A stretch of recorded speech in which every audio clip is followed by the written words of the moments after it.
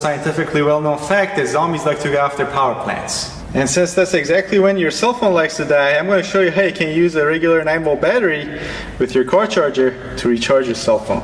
Alright, first things first, you want to connect the cable from your charger to your cell phone.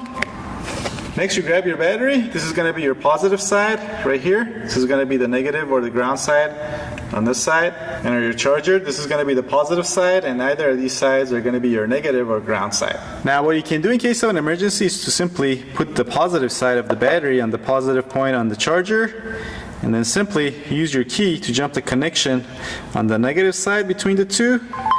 And there you have it. As you can see, we're now charging our cell phone. And obviously, if you have access to some wires, then your life is going to be a lot easier because you can just leave it there and it will charge your cell phone. Now, if you're wondering how long this is going to last, this should last a good 20 to 30 minutes for most cell phones, and that should give you plenty of charge to make that emergency phone call. See, the way this works is that cigarette lighter chargers are designed to have an output of 12 volts, or in this case 24 volts DC, and turn that into an output of 5 volts at 1 amp. And that works the same for your wall chargers. See, you got an input of 100 to 240 volts. This is, I guess, in case you take it to Europe.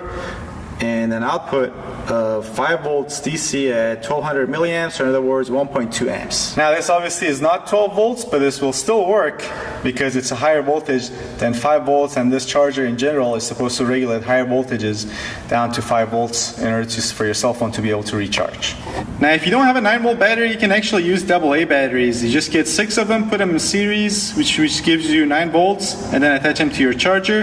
This will actually last a lot longer than your 9-volt battery anyway. 6 of these, I'm guessing, should charge up your cell phone battery to about 100%. Or better than AA batteries, you can always use C batteries, which last even longer. Or if you want, you can use D batteries, which should charge your cell phone a couple times over.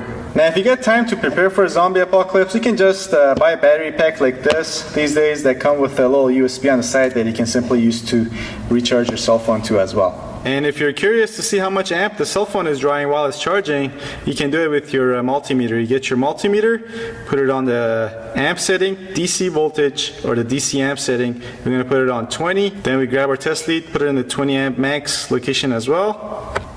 Alright, next all we have to do is to insert our test leads from our multimeter to the power side of our circuit.